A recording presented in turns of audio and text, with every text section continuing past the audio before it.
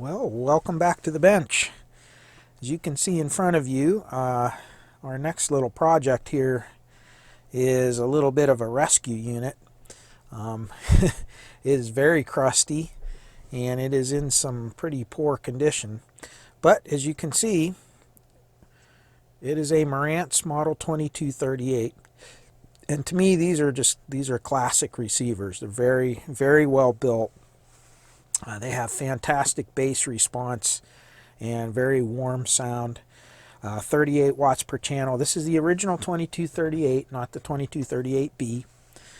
And as you can see, every last thing, including the knobs, is just crusty. I don't know if this was like out in a garage with sawdust or what, but even looking inside the grill, I haven't taken this thing apart yet, but you can just see all the absolute crud and dirt that's inside this thing. Put some light to it. You can see it's just dirty.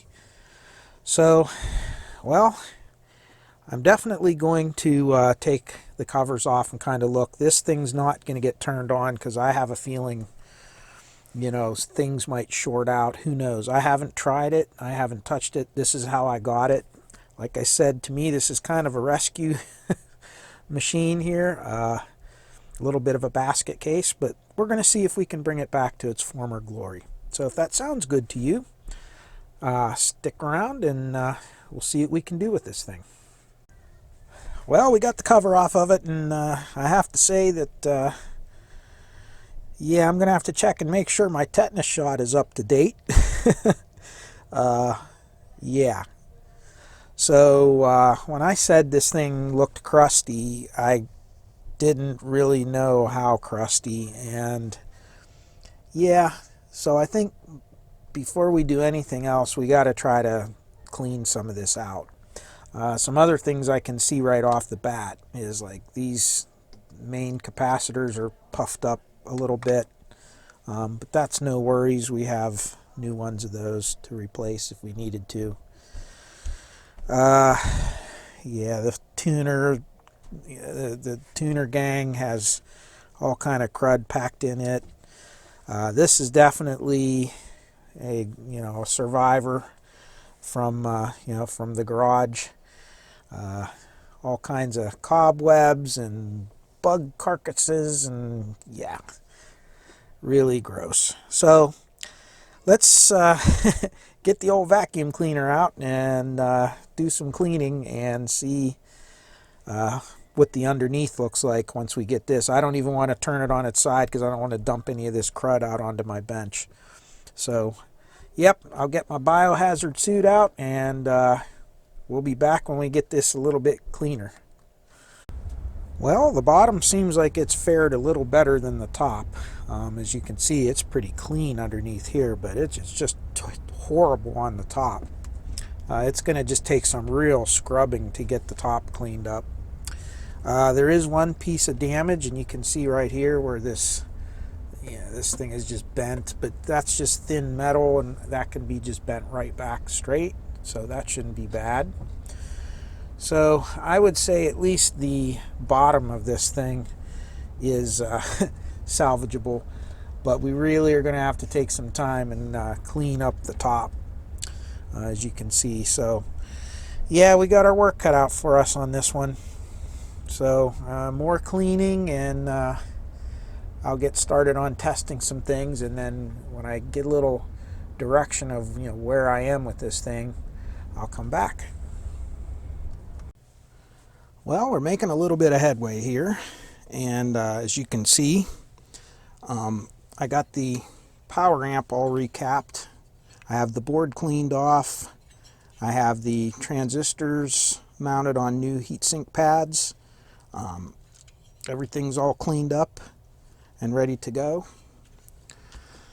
These capacitors, believe it or not, cleaned up really well, and they tested out, I mean, literally brand new. They're spot on 10,000 microfarads each, and the leakage is extremely low. ESR is good.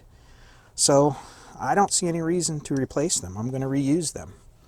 I think this is a low hours unit that got stored in a garage or something and either got rained on or got wet. or something. I got all the caked on dirt off of it, and there is some little bit of rust pitting, but not very much. I was able to wire brush it with the Dremel and get it cleaned up.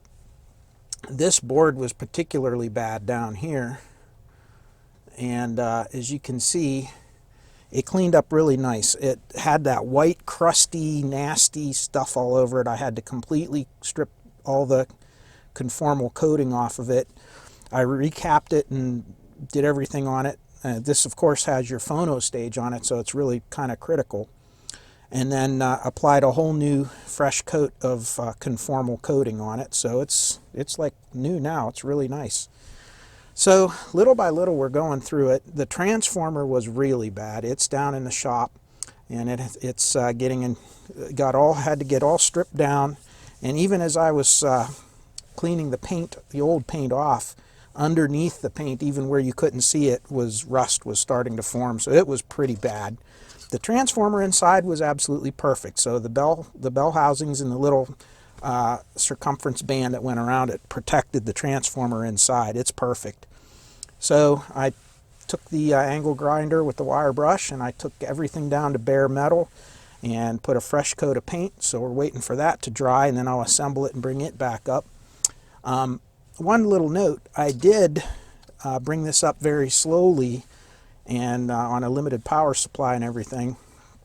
And believe it or not, the machine, the receiver came up. It turned on, the protect relay dropped out, and let it come on, and it was actually functional. I don't even see that black corrosion on the transistors, even though they were caked with dirt. I mean, it took me hours, a couple hours, to actually get in between everything and clean it. And you can see this board up here, these boards aren't completely done yet, and you can see if you zoom in on it, it's still pretty dirty.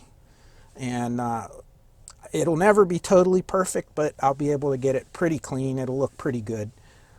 Same thing with the tuner. I have to be very meticulous, because of course you don't want to disrupt anything on the tuner. There's coils and things that if you even move the position of them, it'll throw the alignment off, although this is going to need an alignment just because of its age and sitting around. And of course we're going to put the LED light bulbs in it and finish cleaning it up. Terrible rust up here. If you remember on the top of this, I literally had to take a file and actually file it down because it was so rough. So I filed it smooth and sanded it, and then I just masked it off, just the very top edge here, and hit it with some paint so that it looks halfway decent. Of course, you're not going to see this with the cover on. Other than that, as you can see, it cleaned up pretty well. And the underneath of it is absolutely perfect. It had no rust, no dirt, no dust, no nothing. So it was everything was on the top, all the damage. So yeah, I think this is actually going to work out. It's going to need some more cleaning and recapping and everything, but I think we're going to have a nice receiver when we're done. We'll see. Alright, I got the transformer put back together, and I got the capacitors back mounted up in there, and they're all cleaned up. And I just did a quick job on the transformer. Of course, it doesn't say Marantz on the top because this metal wraparound was just so pitted and rusted. And I didn't spend a whole lot of time on this thing. I really just kind of went out to the shop. I took the angle grinder with the wire wheel on it, stripped all the paint off, and then just kind of put it on some paper and got a can of paint. I mean, I just sprayed it like a cat in heat. Just whoosh, sprayed it, and that was it. There it is. Put it back together, and well, looks good. Doesn't look too bad. So little by little we're coming together. So now we're going to flip it around. We're going to wire up the transformer.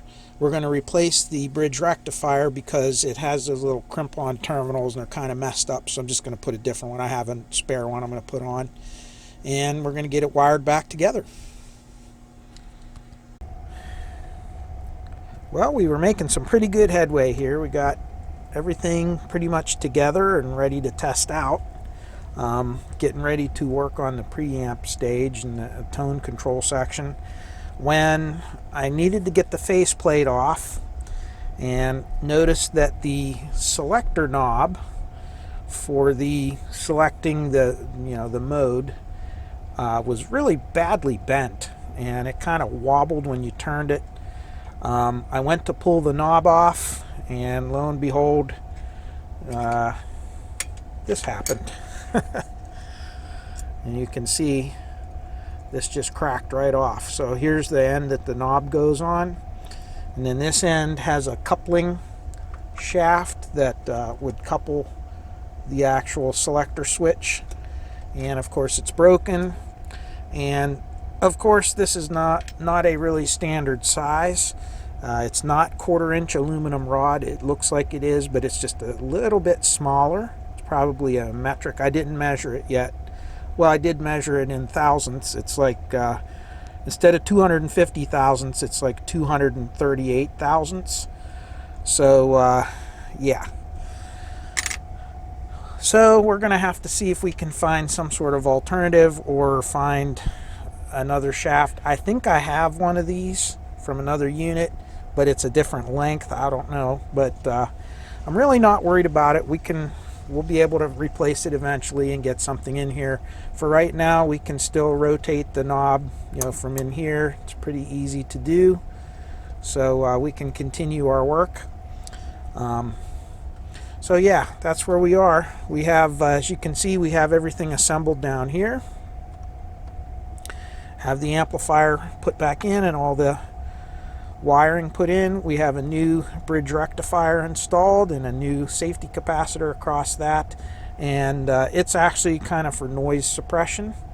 The one that was in there was a ceramic, and it was actually still good, but by the time I would get the leads off and everything, it would be so short. I just put a new one in. Got everything all back in. So we're ready to, I'm going to start doing the recap of this. I have the faceplate and the knobs all cleaned up. I'll show you that here in a little bit. And there's your update. So I'm getting things set up here to do the preliminary alignment. And really all we're going to align first of all is going to be the amplifier itself and the power supply. Now, one thing you will notice in the Marantz service manual is it's kind of convoluted how they do it, because everything's kind of not in the order that I would normally calibrate something. For instance, if you look, we go to the beginning, it does give you the list of the type of test equipment, and of course they're asking for the Sound Technology Model 1000A and a Sound Technology Model 1700A to do the distortion measurements and the FM signal and so forth. Of course we don't have those, but we have, once again, we'll use our test equipment and kind of adapt the procedure. But really we don't want to deal with any of that right now. And then it goes right into the AM alignment, the FM alignment, stereo separation, all that sort of thing. And of course, before you do any of that, I would prefer to actually I always do the power amplifier first and the power supply, because obviously you want your voltages to be correct on your power supply before you really mess around with a tuner. And the power amplifier, you kind of don't want to leave the machine powered up if the bias or balance is way out or there's any kind of problems like that. So get those out of the way first and then come back afterwards and do the tuner. So that's what we're going to do. You'll notice that on the receiver itself, I have everything recapped and put back together, and it tested somewhat working. I didn't apply signals or anything yet. Put in the LED bulbs. That was a piece of cake. In order to replace the bulbs on these, you have 2 screws here, 1, 2. You loosen those screws, and this whole bottom bracket assembly just kind of comes out, and you just pop the new bulbs in. Same thing here. On this one, you just take these 2 screws, 1 and 2. The bottom slides out, and there's 2 bulbs for the 2 meters. And that's all there is to doing the bulbs. Pretty easy. As you can see on the tuner, I have not recapped it or really done a whole lot of cleaning on it yet, so it's still kind of dusty, dirty. I did just kind of brush it off a little bit.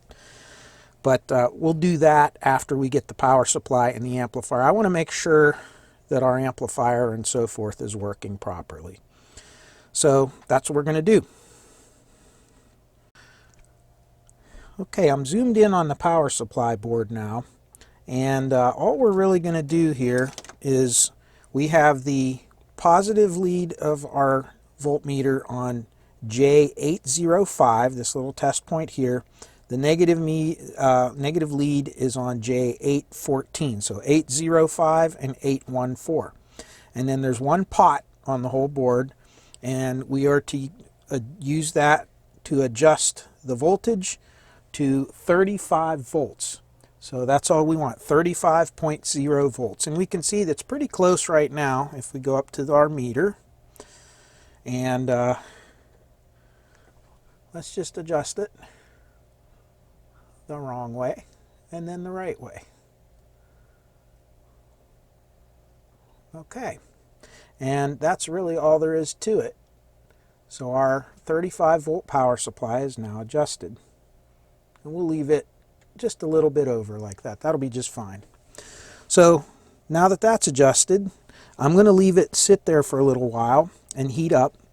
And as long as it doesn't drift and we don't have any problems and none of the components heat up or anything like that, we'll move on to the amplifier adjustments. We're now moving on to the amplifier adjustment, and I have both of my voltmeters connected to the right and left channels. And for this channel, we want to connect the positive lead to J714 and the negative to J716. And then on this channel, we want the positive lead on J715 and on the negative lead on J717. So 715 and 717, 716 and 714. So we're going to adjust, let's see here, R733, and we're also going to adjust let's see what it says, R733 and then R724. So we're going to go on to the other side of the amplifier, flip it around, and I'll show you the adjustments. So for the bias adjustments, we're going to adjust these two outside pots, which is R733 and 734, and they're asking for 14 millivolts, which we're not too far off on either of these meters if you take a look. That's pretty darn good, I think, but let's bring them right in if we can here. So first we're going to do R733. See which one we move here. Boy, that's touchy. And I'm sure these are going to have to be adjusted, and then you have to let them settle. That's usually how it goes. And these pots are super touchy. These could really do with a multi-turn pot, because they're very hard to adjust.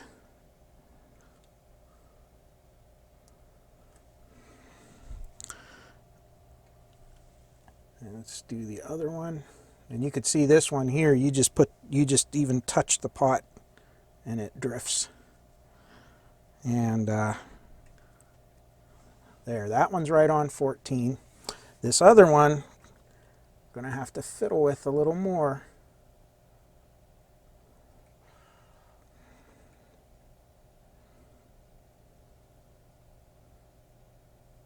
Wow, one little tiny touch and it just,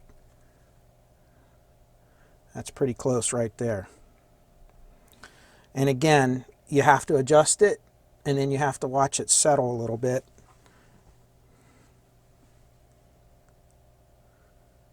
And you can see it will jump around a little bit on you.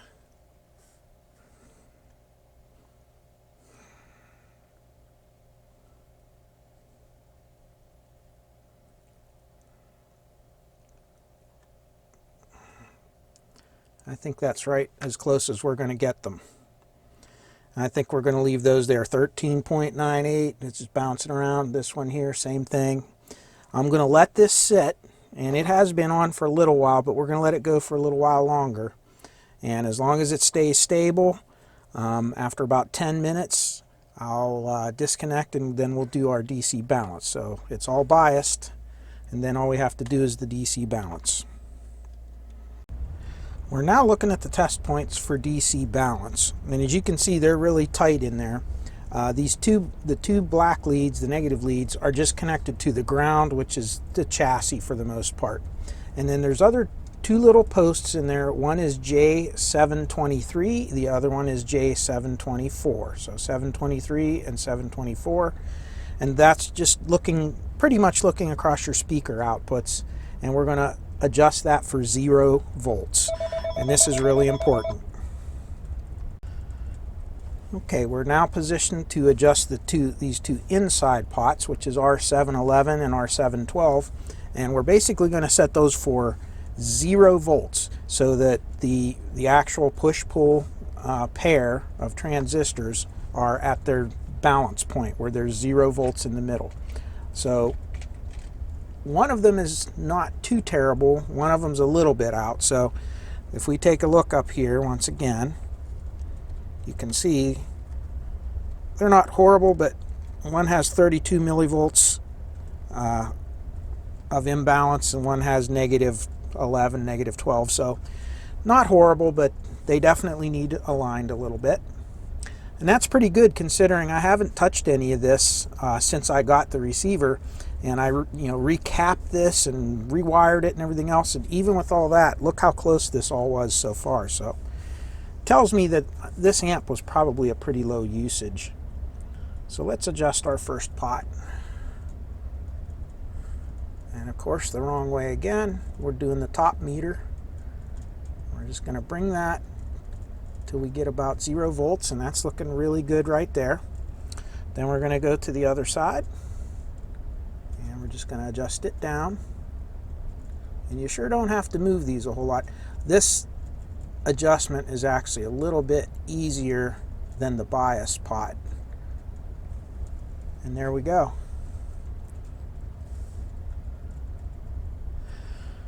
So that's it. And of course, we're just going to let this sit for a while. And as long as everything holds and stays good, we don't even have 1 millivolt. That's pretty good. The drift of the transistors will drift 1 millivolt up and down, or half a millivolt. So we're just going to let this sit and cook for a little bit. If everything's good, then we're done with this, and we're about ready to move on to doing the tuner, which of course I'm going to have to recap that and clean it before we look at anything. Now the tuner has some issues, and one of the things that I'll show you, I could see right off the bat, is if you look right here, you notice the stereo indicator light is on, and I don't even have the tuner selected right now. I actually think I have auxiliary input selected right now. And I noticed this right when I first got the receiver and first powered it up, is this stereo indicator lamp kind of has a mind of its own. It'll kick on and off. It'll turn on even when FM is not even selected at all, even when radio is not selected. Just like I said, right now I have the selector switch set to auxiliary input. And as you can see, I have a stereo indicator light turned on. And strangely enough, when I set it to FM, the light goes out. So definitely going to have something on the tuner board that we're going to have to troubleshoot, no doubt. But it might just be a leaky capacitor. Again, I have a feeling the top of this amp got wet at some point in time, and it is very possible that there's a damaged component from the water damage or moisture or whatever. So, and since it hasn't been recapped or anything, that might be all it is. But we'll find out. So let's get it recapped, and then we'll be back. Well, finished the recap of the tuner board. You can see it down here. Looks pretty good, all in all. Turned it on, tuned it in, and it's sensitive and it works.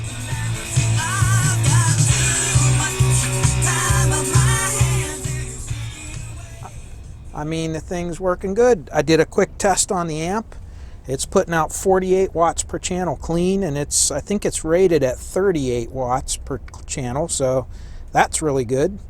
I guess I'll look at the alignment, but I still don't know why the stereo light stays on when the auxiliary is selected. Maybe that's the way it works. I don't know, but I'm going to look into that a little more. But as you can see, when you tune off of a station, it drops off, and when you tune it into the center, it's dead center, and the stereo indicator comes on. So I would have to say that tuner's working really well. I don't even know if I'm going to touch it. I'll do some tests, connect up my signal generator and check a few things, but even the separation seems really good on it, just from listening to it. So I don't know where to go from here. This might be just about a wrap on this stereo, other than fixing that shaft, which I have another one on order, piece of another shaft that I can put in there.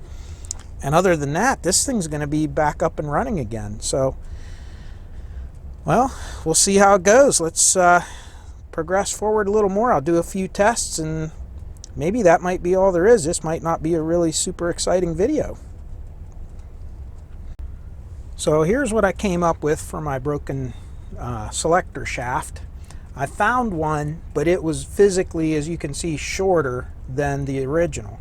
So what I did was I just cut off the original, and I used the coupling connector from this one. So I have two couplings on here, as you can see. And then the other thing was, this shaft here did not have the little dado grooves cut in the front and back for these little E-clips. So I just took that and stuck it up on the lathe, and I just machined those little grooves in there. And as you can see, it's perfect. Works perfectly. And I think we're back in business. So the receiver's pretty much done, other than to go through and just verify tuner alignment and a few things like that. And we're going to put it together and give it a good test. And we'll check it out and see how it performs. Alright, so I just thought I would go over and do the test that I do for the tuner. And like I said before, just from some preliminary tests without going into the book or anything, this thing looked to be pretty well on, and I have a feeling it's going to be. But just so we can go through the motions on this one, these Marantz receivers are kind of different to align than some of the other ones that we've seen on previous videos, so I thought it might be interesting to just do a quick run over. So the first thing they have you do for the FM is, unlike other receivers that we've done where they actually have you set it at a specific frequency and then tune a slug, the way they do it on this one is they actually have you move the tuner all the way to the bottom of the dial scale till you hit the end stop, and they're calling that 87.4 megahertz. So they have you go up on your signal generator and they have you dial in 87.4 megahertz, and from there they have you align not a slug but actually a physical coil. And if you look down, I don't know if you can see down in there, let's see here, you can see there's a coil in there. There's one in there and one in here. And what they actually have you do is they actually have you kind of either open or close those coils until you get maximum amplitude on your signal. Now if you listen, I have a weak signal in there, and you can see if I come off of it. So we're pretty much there. And once again, I haven't touched anything. I had a feeling this is going to be right on. So the next thing they have you do is the same thing all over again, except you're going to go to the maximum scale all the way to this end. And they're calling this 109 megahertz. So we're going to change our signal generator to 109. Same amplitude, everything. And you can see that one's a little bit off.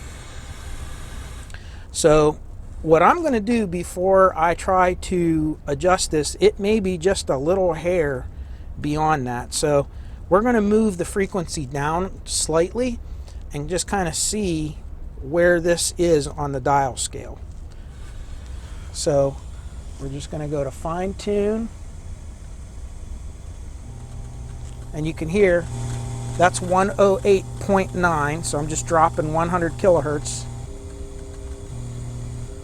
So you can see there's 108.7, 108.8, 108.9. So it's roughly 108.8. So it's just 200 kilohertz off. So what we can do now, if we want to go ahead and adjust that, is we can go ahead and go to 109, and we can just move that coil ever so slightly. This is very touchy. This is not the same as turning a slug or something. You literally have to actually move a slug. So that's kind of where we are with that. Now, on the upper end, let me read the instructions here. Yeah, they're actually having us adjust a capacitor, C121. And then the next one's going to be bending another coil. So let me do that, and I'll be right back. So we're zoomed in on C121, which is right here. And I have the dial all the way to the end of the scale, and I have the signal generator at 109 megahertz. And we're just going to give this a little tiny tweak, and you're going to see how touchy this is.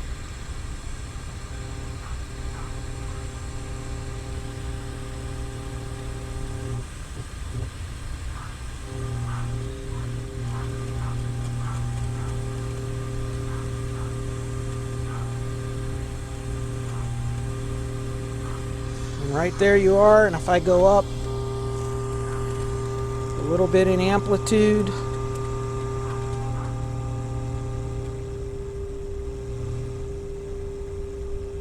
and there it is, and that's it. So so now the dial scale is set. So the next thing we're going to do is we're going to go to our 90 megahertz, and once again we're going to it says set the signal generator to 90 megahertz, tune the receiver to the same frequency, decrease the signal generator output until the audio output level decreases with the decreasing generator output. Adjust the pitch of the antenna coil L102 and the RF coil L104 for maximum output. Now, when you look at how this book is set up, it's not so easy, because you look at the instruction, and then you got to flip over to these diagrams, which really aren't very good. I mean, if you look how they have this here, it doesn't really show you a whole lot. So if you look, there's 104 and there's 102, and they are kind of hidden underneath here, and unless they're really far out, I'm not going to play with them, because those coils, when you touch them, can just so easily get way out of whack. So you got to be very careful adjusting them. So we're going to go to 90 megahertz, and we're going to see where we're at. Okay, hopefully you can hear where we're at right now. I'm at 90 megahertz, and you can see I'm tuned to 90 megahertz. And you can see the tuning indicator, hopefully. I don't know if you can see it from here or not. It's kind of hard to see. But as I move it, you can see it kind of swinging back and forth right up at the top there. And you can see right as I get on the hash mark for 90 megahertz, this is centered. So fortunately, we don't have to touch those coils. So that's good. So now we go to the next step. Like I said, this thing's almost bang on. Now we're going to set the generator to 106 megahertz and tune to the same frequency, and then we're just going to adjust the tuning capacitors of the antenna RF circuits for maximum output. So once again, we're going to do the same thing. Okay, so once again we're at 106, and you touch that same trimmer, and basically what they want you to do is go back and forth now between 90 and 106, until you kind of get a happy medium between the two, which we're right there now. So it's almost perfect. Very, very close. So now the next thing we're going to do is we're going to adjust discriminator transformer L202 so that the center tuning meter pointer indicates the center at no audio applied.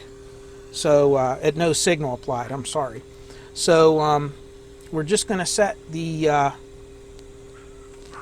FM signal generator to 98 megahertz, and then we're going to adjust our core. So for right now we want no signal.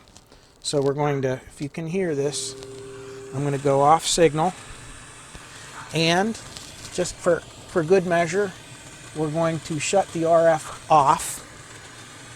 So there's no signal now, and we want to get the minimum signal, and then they want you to adjust the meter for center with L202. So here's L202, and what we want to do is we're going to go down here, and you can kind of see right there's your tuning meter. Let's see if I can, kind of hard to get at that angle. So you can see right there. And we're just going to adjust this until it's centered. So you can see I'm looking through the camera. Let's see here. Kind of hard looking through the camera. So there it is. So that was a little tiny bit off. And I have a feeling when we go back through, it's going to have you go through it another time. We're going to adjust it, and it's going to end up back where we started. That a lot of time happens with these. So let's move on to the next thing. They're going to want to now go to 98 megahertz. So we're going to go up here, and we're going to set frequency 98 megahertz. Turn the RF back on. We're going to tune down to 98 megahertz.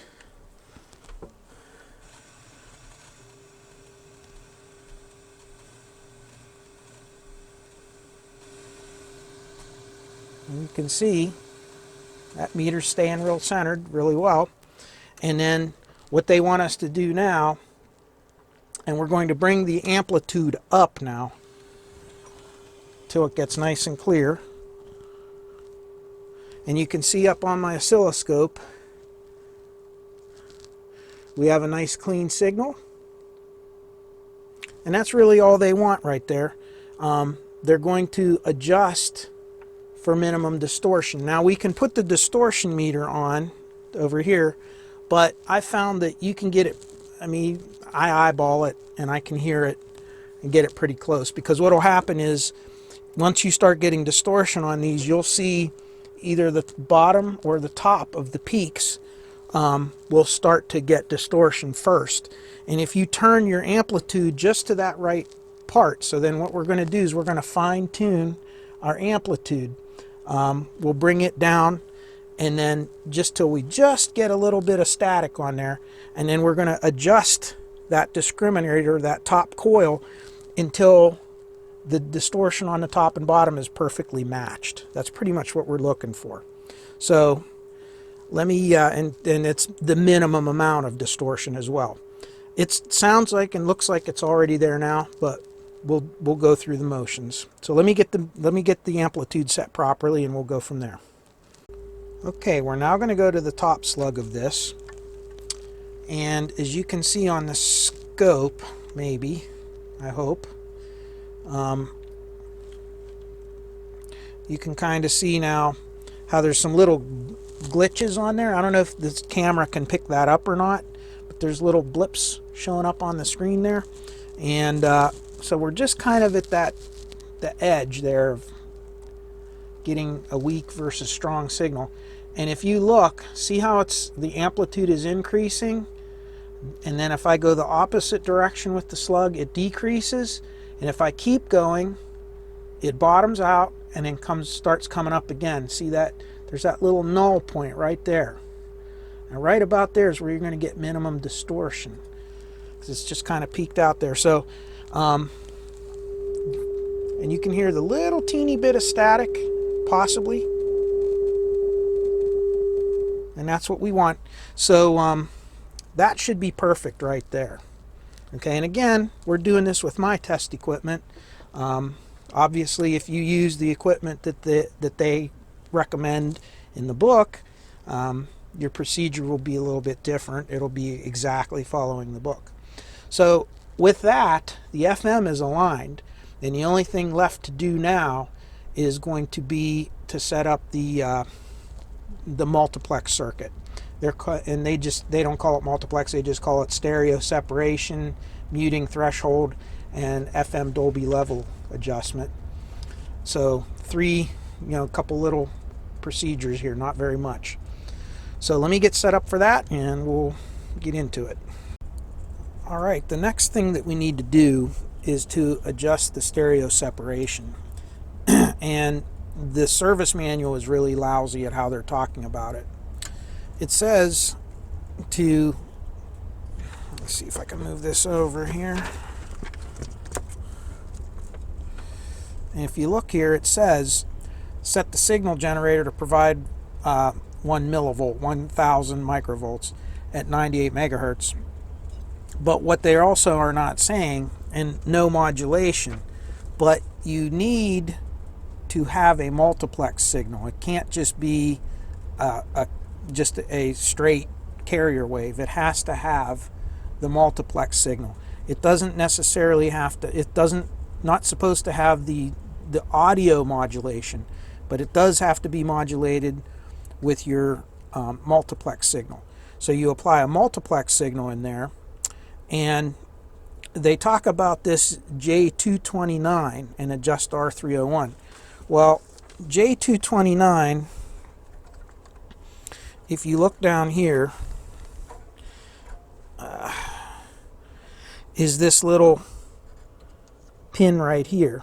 And if you go on this with your with your frequency counter around the camera while you're talking, and you go up to your your frequency counter, you can see there's 0 megahertz. However, if you go here, it reads, as you can see. And the reason for that is there's not enough signal strength. There's a 100K resistor in the way, and we're not picking up the signal at the test point end. Now, what we can try to do is put a little bit of amplification on that, but what's going to happen is none of my frequency counters are sensitive enough to pick that up without some sort of amplification. So let's see if we can add a little bit of amplification and see if we can get it to show up at the right part of the test point. Okay, you can see where I have the probe on right now, and I'm just directly touching the resistor rather than the little post, and I'm actually able to get the frequency on there. It's really hard. You have to kind of hold the probe in there just right, and you can get the signal to come on. Now, we're going to adjust this pot for 76 kilohertz, and it is off. And you're going to find out when you adjust these, they're very, very touchy. So, you can see right here. So, I'm going to try to look around the camera, hold the probe with one hand, and tweak with the other hand, and get this to go to 76 kilohertz. So, let's just move it just a little.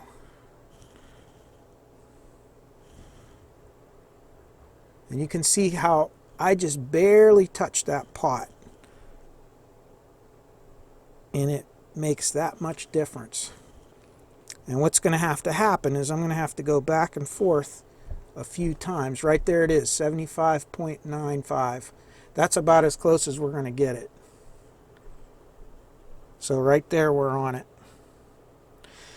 Okay, so now that that's set, we should be able to put our modulation, our audio modulation, and we should get a really clear left and right channel signal. So let's get up on the oscilloscope here, and let me turn on the modulation, and I'll have to move the meter so I can get to my settings. And you can see there it is, and you can hear it. Now I have a weak signal, and here's the thing: if I shut off modulation on right or left channel, I should lose one channel. So here we go. You ready? We're going to shut off channel 1, and you can see it goes flatline, which is what we want.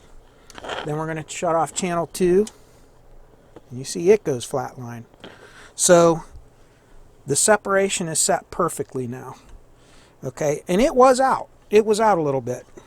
So so far we've had a couple of alignments that were a tiny little bit out. Again, the average person probably may not have noticed it, and you just may have thought that that's just the way this tuner is, but believe it or not, this is a really good tuner, and if it's aligned properly, it's very, very impressive how it can perform. So the next thing we're going to look at is, and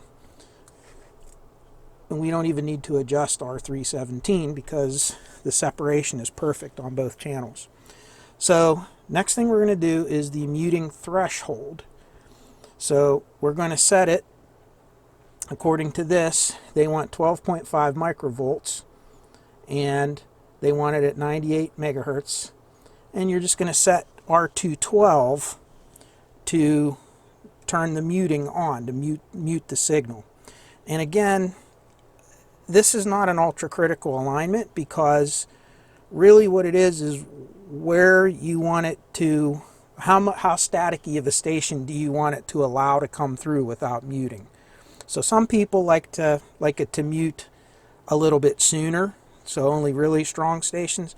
Other people, your preference might be you want it to be able to bring in a little bit weaker channel. Like if you live in an area like I do that's a fringe area, you'll almost never unmute if you set it to factory settings. So I usually will set it a little bit lower so that it'll allow a little bit weaker channel through before it mutes.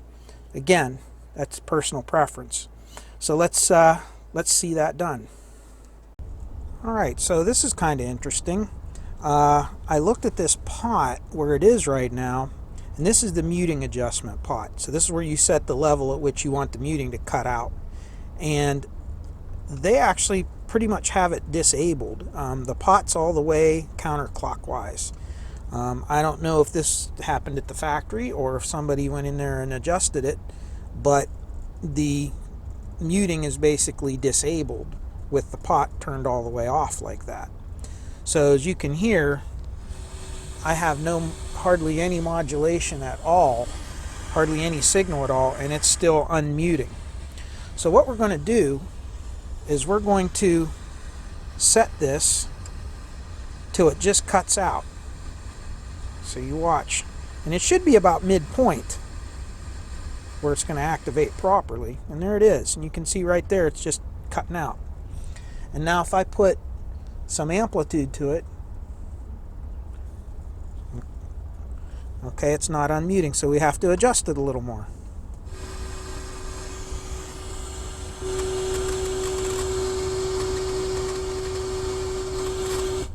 And you can see there, I go down in signal, it starts to cut. Turn it up. Still got a little bit more.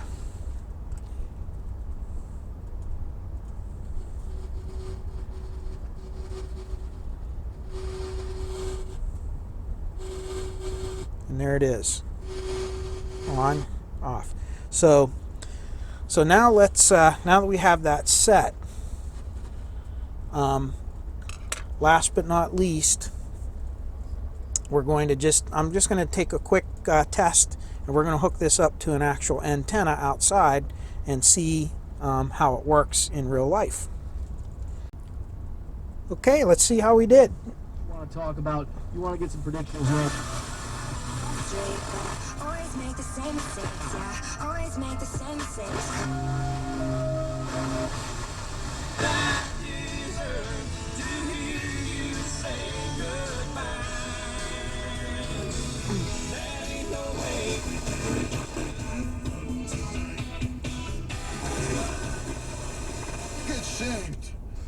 smells ice when he comes in and gets on the...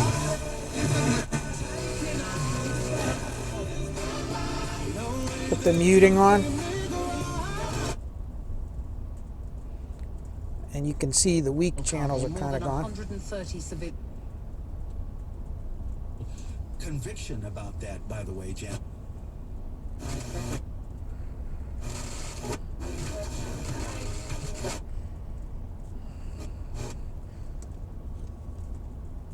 Anything.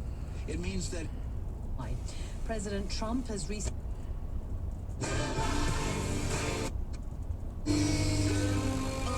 In here if we could get them. Wow. it's such a cold blow. That one's right on the edge of not coming in if we turn the muting off. So, as you can see, this tuner is a phenomenal. I mean, I'm down here in the basement in a snowstorm with actually my 2-meter antenna hooked up to it, for my ham band. It's with a 50 ohm termination on it's just 75 ohm input on this, and you can see every little hair I'm pulling in, picking up different stations. So yeah, this is a really, really good tuner in here. Now, I find it strange that the only alignments for the FM are the ones we just did. That's the only ones that's in that service manual for the 2238. Nothing for the signal strength meter or anything like that. I found that a little bit strange, but maybe I didn't do the AM section yet. Maybe the AM talks about that a little bit. But let's see. No, nothing in there. So yeah, there are some parts of the this alignment that are not in the book. So we would have to go by the schematic. But anyways, the signal strength meter seems to be working fine. I mean, it's not a precise instrument that 1, 2, 3, 4, and 5. It's not like an amateur radio where you're setting signal strength versus dB and so forth. But as you heard, the tuner is working beautifully. The amp sounds great, and I'm just really surprised at how well this thing turned out, considering how bad it was when we started. There is a little bit of corrosion still, a little bit of tarnish on the chassis and everything, but all in all, it looks good and it performs even better. So let me get the cover on, and we're going to call this one a wrap. Alright, hopefully we got all this in the shot here. We have our dummy load on the oscilloscope down there. We have our actual voltage, RMS voltage, and let's bring this up. We're at 1 kilohertz, so let's see what we get. So right about there, it's starting to rail out, so I'm going to turn it down just a little bit, and you can see I'm right around 19 volts, give or take, and I have to adjust my balance control, but roughly about 19 volts we'll call it. You can see both channels are easily hitting it.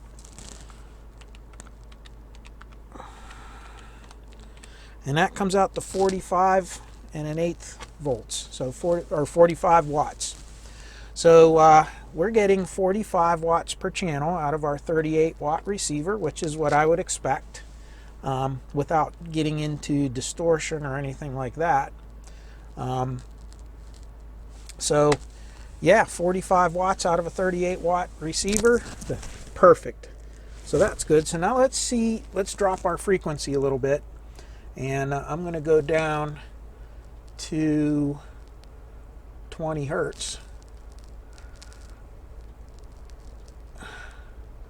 And we're going to have to adjust our, as you can see, bring this in a little bit.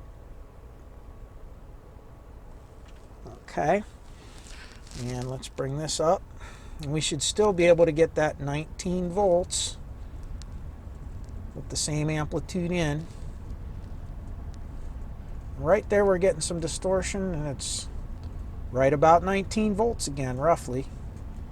And you can see the channels aren't perfectly balanced, and you always see that on these.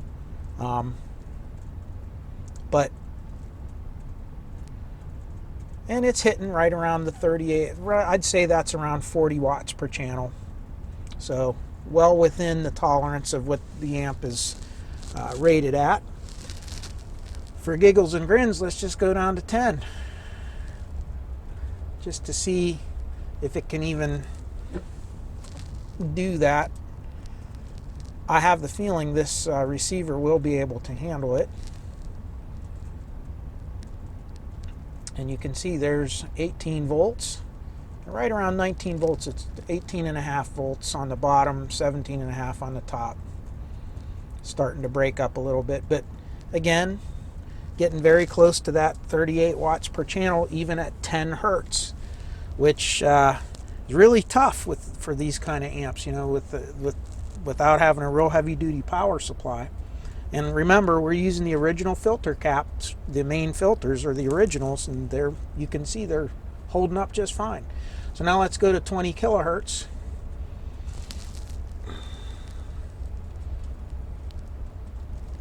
Okay, and of course we're going to have to spread this out a little bit. Okay, even more.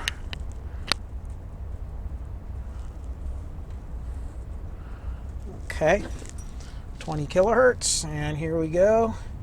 And it starts to distort right around there. And once again, you're in that 19 volt range,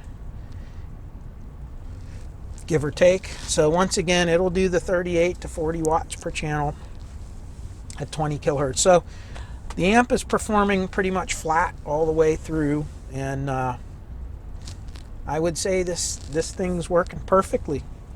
No problem. So let's connect up a music player and just do a quick little music to see what it sounds like.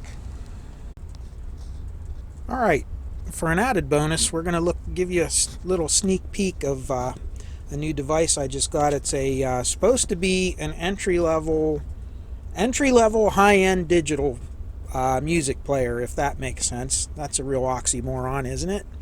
So let's turn this on real quick. Of course, I'm going to get flagged if I put too much on, but we'll just play just a few seconds of something to at least hear what this thing sounds like.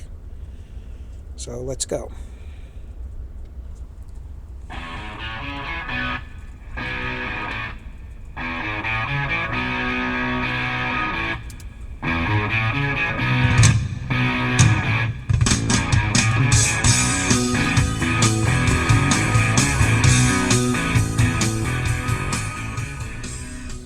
Pretty good, I think. Yeah, I think this thing's going to be a really good receiver, and unfortunately I just have way too many of these things. So I'm probably going to put this one up for sale. If anybody's really interested in giving this thing a good home, my email's at the end of every one of my videos. Feel free to contact me, and if you're interested. But anyways, I thank you once again for watching my video and for coming along for the ride with me here. And as always, I want to wish you all peace, joy, happiness, and good health in your lives. And I want to thank you all once again. And until next time, I hope you all take care, and plenty of more coming here in the future. I got a bunch of things lined up and no time to do them. So until then, take care. Bye-bye.